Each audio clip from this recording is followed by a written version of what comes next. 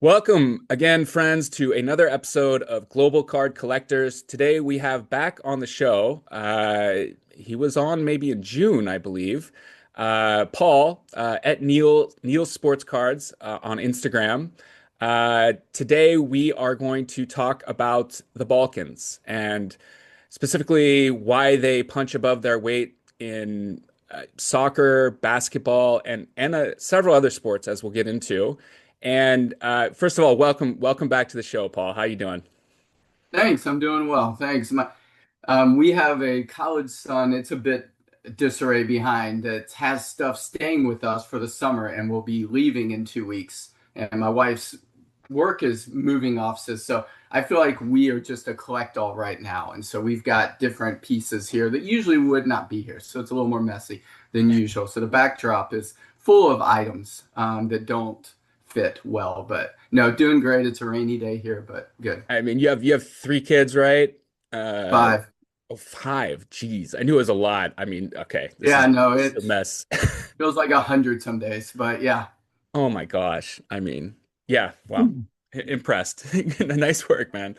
Um, so yeah, we are both fascinated by this topic, and we're not going to pretend to be experts by all means. If we say things or have perspectives that you don't agree with, we're not going to make this too political, I think, but it might elicit that kind of thing and or feelings and stuff. And believe me, we're both just want to learn more about it. So please jump in and comment and correct or anything. We really appreciate feedback here because we just want to learn.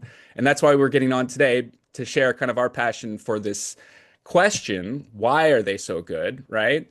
And we'll try to touch on the ideas we have, and maybe we can bring out more from the audience as well. So I'm going to kick it off with just kind of a broad question for you. I mean, kind of how did you first get into following the Balkans and kind of conceptualizing it as, as in America, we live in a bubble. And, for me, it was first seeing Peja Stojakovic coming to the Kings. And that's the first time I kind of learned about, oh my God, Eastern Europe or the Balkans. And even then I didn't have a real sense of this. This is, of course, after the war.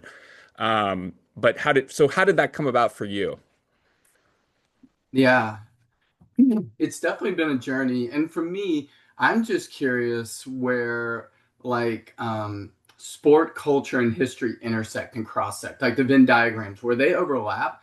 To me, that's just fascinating. And I'm just curious about that, and I want to know more.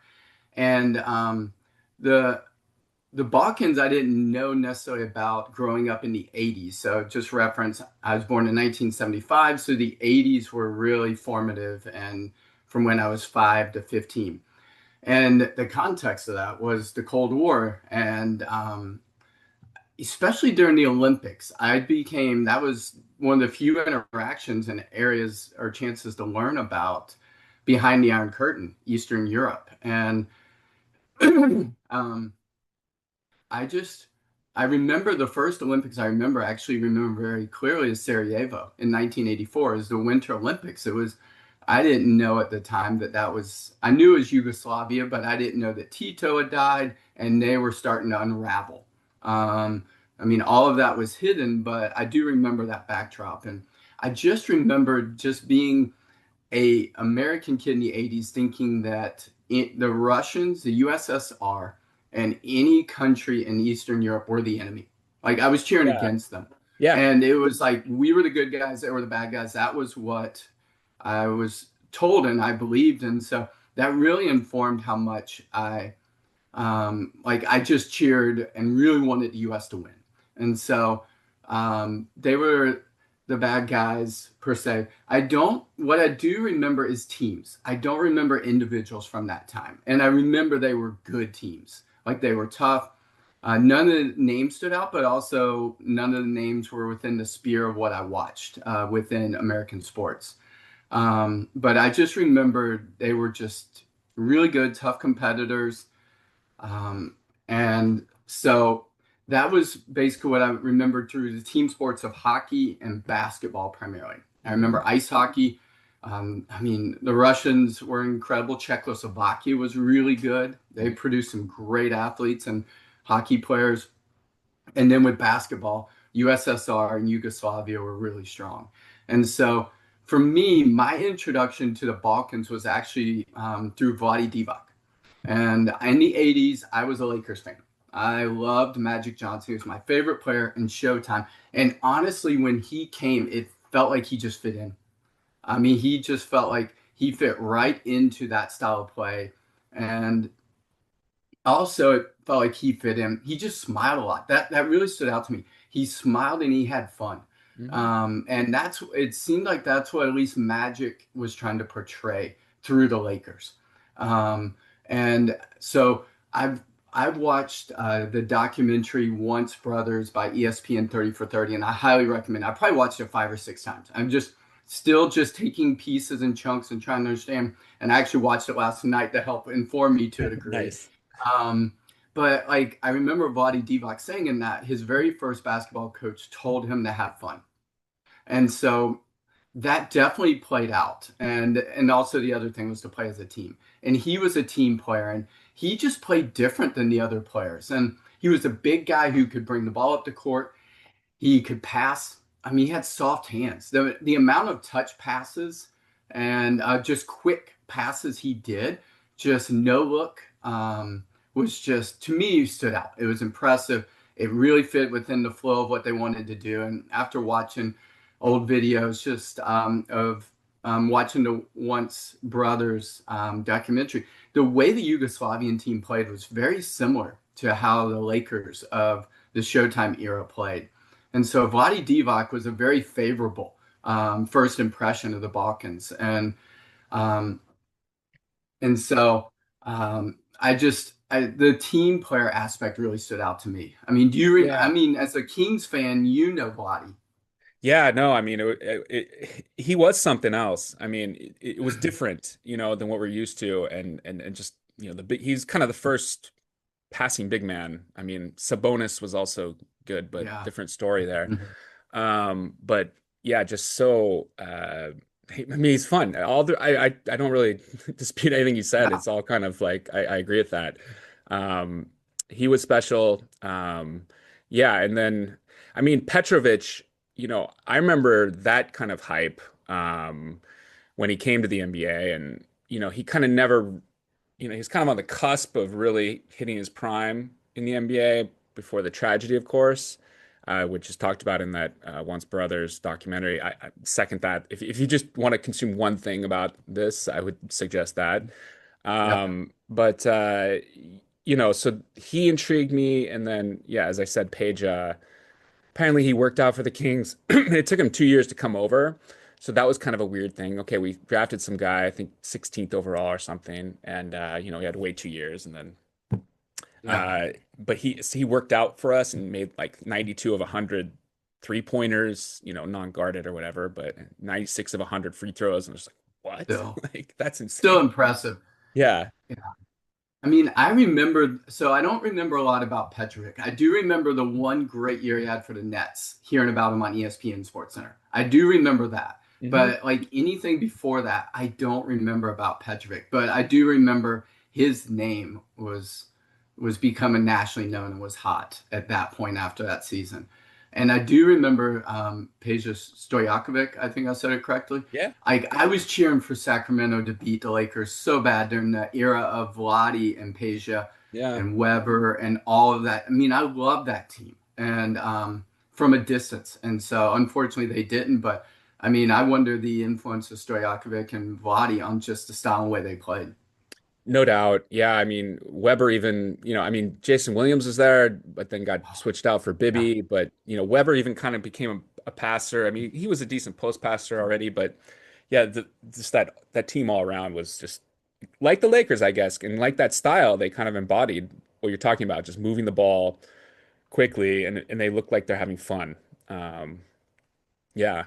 Um, I I mean, we can kind of we'll probably insert these things throughout, but just, one point, like, okay, so I went back to my college reunion this year and 25th reunion and played in the alumni water polo game. I met one of the graduating seniors who was Serbian. So really, anytime I meet some guy, especially an athlete, I'm like, "Tell me why you got," Yeah. I get excited. So one thing he was saying, he made a number of points, but one thing he was saying is that you start so early there, like age 6 or 7, and this is water polo, um, that you play with your teammates so much, like it's the same group of guys kind of growing up. So you develop that kind of camaraderie and team chemistry kind of naturally that way, right? And that kind of translates kind of later, when you play on Mhm. another team and stuff. So they just inherently know how to play together kind of from that experience. So that's you know, I think that's a cultural thing that comes from some, I don't know, culture, how they Yeah. approach sport. I don't know. What do you think about that? Yeah. I do wonder how much the influence of just communism, the collective over the individual, really informed their framework of just how they operated and saw sport. I mean, in the 30 for 30 documentary, um, Vadi talks about going off into the mountains when they had their summer training sessions and they were there away from everybody. I do wonder how much like just being in a pool and they just throw they play water polo just for fun or just do all kinds of certain different activities just for fun. And but yet the intensity of just how much time they spent together and that they withdrew um, away from all the from the rest of society just to focus on basketball. But I think I do like with the influence of like I'm thinking water polo on I mean just playing for fun. I'm sure they just threw the ball around or would play a game or pickup or whatever. But I have wondered. I mean, I do think the idea of communism, just the collective, is more important than the one. Definitely affected just their mentality, how they were taught how to play sport. I agree. I mean, they weren't under the curtain, but they were Yeah, certainly influenced by it. And I mean, even just the number of pools that they have. You had to learn how to swim. That was part of your education. Like, and that's a Soviet kind of legacy, of just sport and like a powerful yeah. nation and kind of expressing, th Hmm. those ideals through athleticism for your nation. So I definitely think there's a communist element, and as you said, the collective spirit. I mean, for me, like Americans are like really good at individual sports, but like team sports, I really don't know if we're that good at them. I mean, it depends on what you d define as a team sport, but is baseball a team sport? Yes, but it's really like nine guys doing their jobs separately, right? On some level. I mean, there's some chemistry there, but um, NFL football, maybe even more of a team sport than baseball, but it's also like big men chess or something. I mean, the guy goes here, you have your job, right? So Yeah, whereas these like basketball and soccer, where the ball really has to move, they're better at it, like just instinctually, and it's cultural and kind of the elephant in the room. And I always like get a little uncomfortable talking about this because I mean they are just bigger. I mean, they're big dudes, so it's kind of like a racial physiological argument or whatever. Um, that's a factor as well. For me, just obviously the bigs in basketball. I mean, there's so many bigs in the league over the years. I'll stop yeah, because I got more theories for you. yeah, But yeah. anything to add No, to that or? I'm trying to think. I mean, I do wonder how much just with basketball just becoming more global and especially in Europe, just more that team mentality. It seems like that is trickling into the NBA. And in the sense of like national teams, I feel like the US and Steve Kerr and whoever's going to take over, I can't remember, Steve Kerr stepped down and whoever's taken over, but they've realized that in order to compete against like Serbia and Germany and some of these teams, we've got to play more team like, and it's more physical. But I think more so the team aspect of, and I think certain players get that. They have it. I think LeBron and Steph individually have this kind of team mentality. I mean, I've heard Tyrese Halliburton talk about, he said for some reason, since he was a kid, he's really valued the team and wanting to get the ball and spread the ball instead of keep the ball. Um, but I do feel like it's kind of trickling into an influence in American basketball. I could be wrong, but I think you're right. I mean, it should. They see it, it works. Like, mhm. I mean, Yeah, so I kind of agree. I just yeah, obviously no data here, but that's kind yeah, of but I mean, look at the two teams in the finals this year. I mean, how well did they move the ball? I mean, obviously the Pacers more than the Thunder, I'd say, but I mean, they're deep teams and they just like the Pacers definitely, were greater than the sum of their parts. Um, yes, absolutely. And I think it says something. So we'll go to, um, yeah, I'll go ahead and say it now. It will be future players that we'll talk about. But like Tyrese Halliburton, and we talked about this last episode, I think, and like Modric and Jokic, three players who are the best players on their team, yet don't act like they act more as part of the collective than as the star. And that really, I think, influences the culture of the team and that with that value on team more than individual, I think I believe that's powerful, and that I believe that's what got the Pacers as far as they did, got Croatia as far as they did in the World Cup, and Jokic to a title, and almost upsetting the U.S. in the Olympics. yeah, yeah. No, I do feel like Steph and LeBron kind of pulled that out of there. Yeah. Uh, Big time. yeah. Uh, yeah. I mean, the yeah, so I mean, I think where do I want to go with this?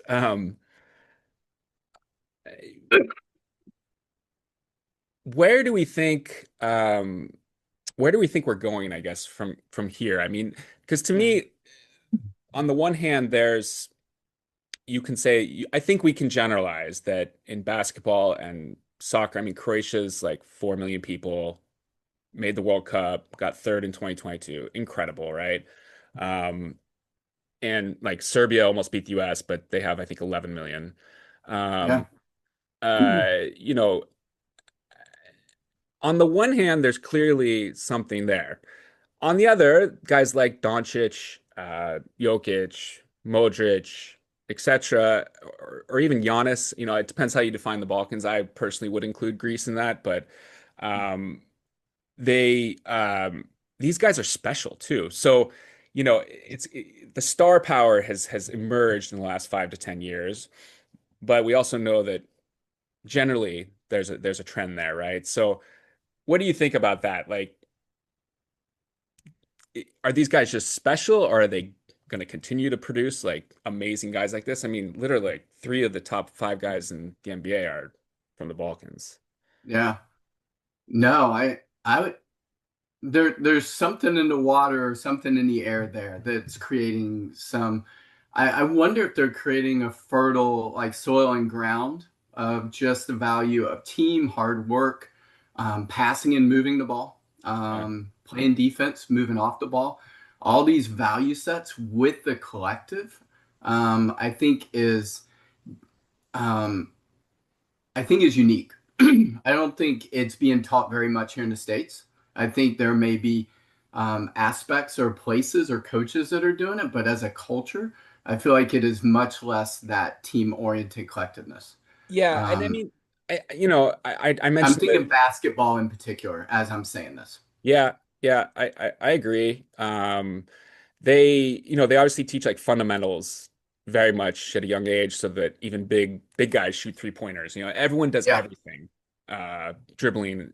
So they have this kind of total fundamental approach rather than kind of pigeonholing you into being some big who just blocks shots, gets rebounds, that kind of thing. I mentioned earlier the size issue, right? And the other elephant in the room is poverty. I mean, there aren't a Yeah. lot of ways to make a lot of money in the Balkans, outside of sports. I mean, that's an excellent way to, lift yourself up, right? So, I was talking about this with a Turkish friend of mine. I mean, he's totally like a liberal-minded guy, but he says funny things. So I'm gonna repeat it here. But he's like, yeah, I mean, this is what this region is good for. They're good for like soldiers and athletes because I mean, during the Ottoman Empire, they were enslaved under a system called devshirme, where the Sultan would take boys, Christian boys from the Balkans to be in their militaries and their bureaucracies, and they were talented. They're good warriors. I mean, even some of the great generals. I mean, Ataturk is even from the Balkans. The guy who founded Turkey. Even Belisarius back in Justinian's time. I mean, there is this like, you know, I don't know, the Huns all going back to that kind of legacy. I mean, there's like a Yeah. warlike and impoverished region. I mean, it's a tough region to like, roads don't flow through it very well because there's so many mountains and stuff. So there are all these kind of, I don't want to call it deterministic. I mean, I sound that way talking this, that it's like a deterministic thing, but it is a reality. And I think just like the hunger more than anything, maybe to like have a career and, obviously make a couple million or many millions for your family. I mean, that's a huge, huge draw, right? Yeah. Yeah, and one of the questions you threw out to me is why they punch above their weight. And ultimately I don't know, but I do wonder about the struggle, and especially with the more recent Balkan War, of just like Modric living as a refugee and in a hotel for 7 years and kicking around the parking lot. And I'm sure there were tons of pickup games. And so there's like through the struggle, and tensions of war and displacement somehow developed a resilience and a belief and a fight and a desire to push through and achieve something and to want something better and different than what his childhood was like. And I'm thinking of Modric in particular because I know his story more than some of the other basketball players, but it seems like it created a fight within them, and that they wouldn't quit. And there was just this hunger, like this internal hunger for something more than just the food, that they were lacking as well. So I definitely Hmm. feel like that's formed and molded him. I think also from what I've learned is, sorry, I've got just this tickle cough that I'm fighting here and trying to minimize as I talk. Problem. But they love sport in that region a lot. Like the Soviet system really elevated as a sport to just express and be the front porch to sell communism and socialism, and the Yugoslavs had that, and Tito definitely did that within Yugoslavia, and so sport is just super valued and super competitive. I mean, you want to win. There's no second place. You win or you fail. It's that level of competitiveness. And the other thing I noticed as I was watching the Once Brothers documentary is just the passion they have. I mean, the passion is insane and crazy. Of like, it was just fun to watch Drazen Petrovic play. After every basket, he was just arms in the air or falling to the floor, just like feeling it, feeling the game. Like they had fun, they smiled, but yet there's just this passion, to want to win and to play. And there's other, and I'm blanking on it right now, but just other ways that I've seen that passion. I mean, you saw it with the Serbs as they were playing the Americans in the Olympics. Just this, like, you just didn't hide. I think Jokic, for the most part, is very good at hiding it. I mean, what I love about Jokic is he comes across as nonchalant, like he's not taking it serious, and Luka to a degree does.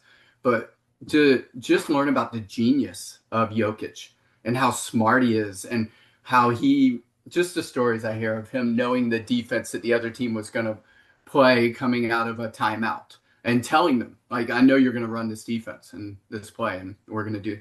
But I feel like the passion at what it means, and just like their soccer matches, the the fanatical fans in basketball, that region I've heard a lot about within their leagues, the games. You can speak more to that, but I feel like there's a passion level.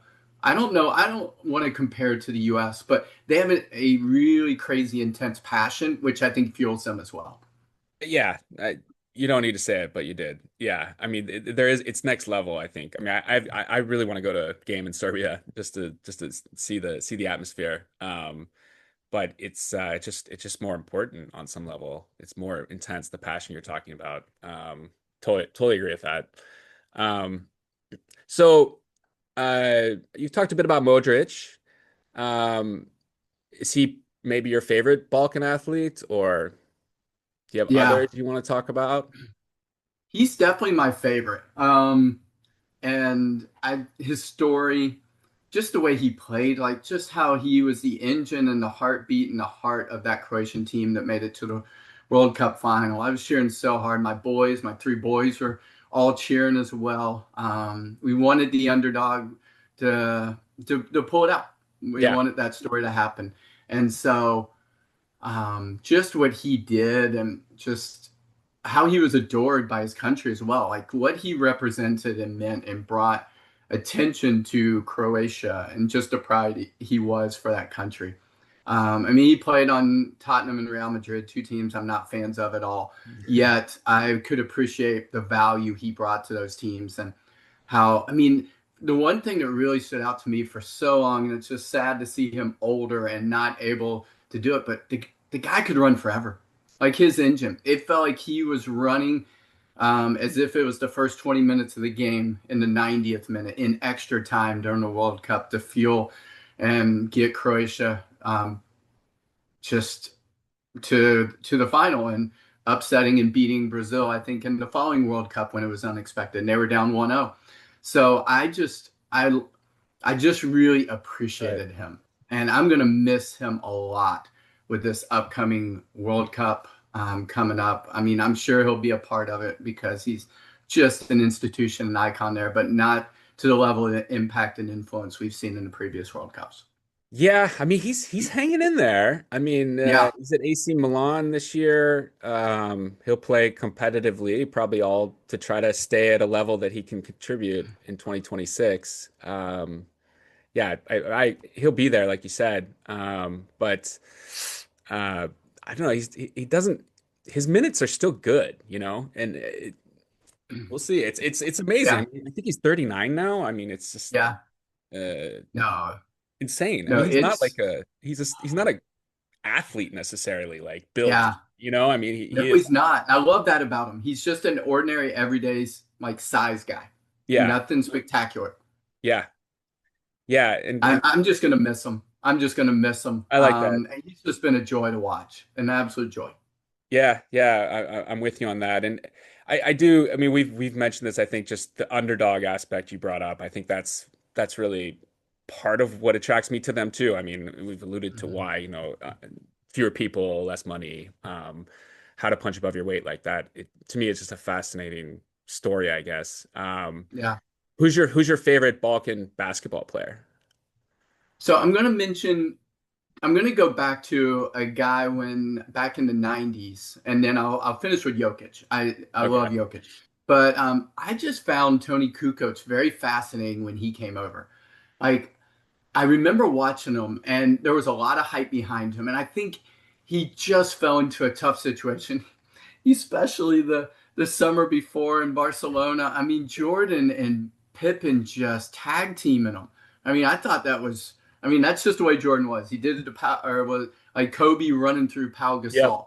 I mean, I just felt like that's just a rough way to introduce a future teammate to your team, and I felt like that was just a rough start. And I do vaguely remember, like I was just fascinated with him because he was tall, but he could handle the ball. He could bring it up the court. He could dribble. He could pass. He could shoot. But I felt like there was so much hype around him that the Chicago fans were disappointed.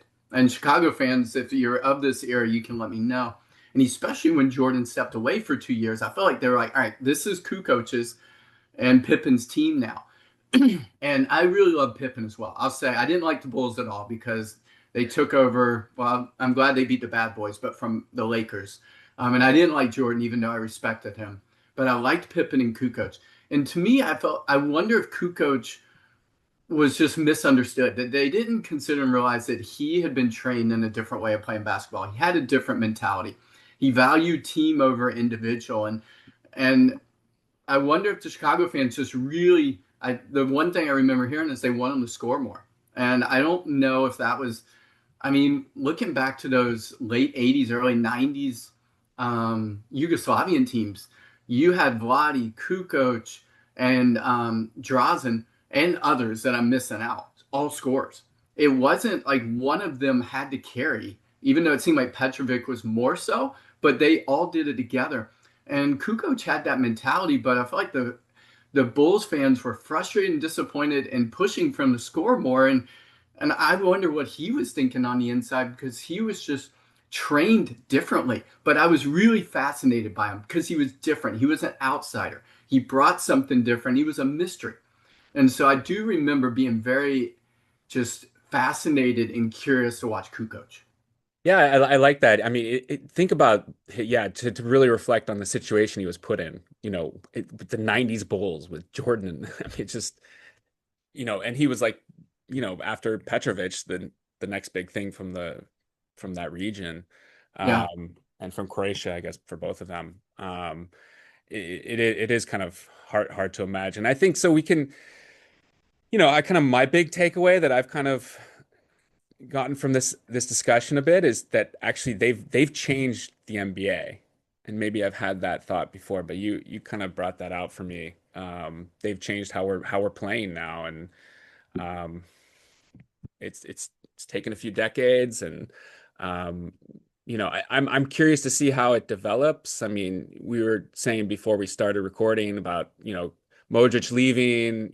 Will the Croatian team not be as strong? And who knows? They do have some guys coming up, and yeah, some talent too. So I'm I hope it continues. I don't see why it won't. And that I guess to kind of answer my own question, I think these guys are special, yes, right now, yeah, and kind yeah, of chronologically, they did emerge after the war. I mean, they're kind of children of the war or right after, as it got back on its feet. And so but why won't there be more great ones down the road too? So yeah.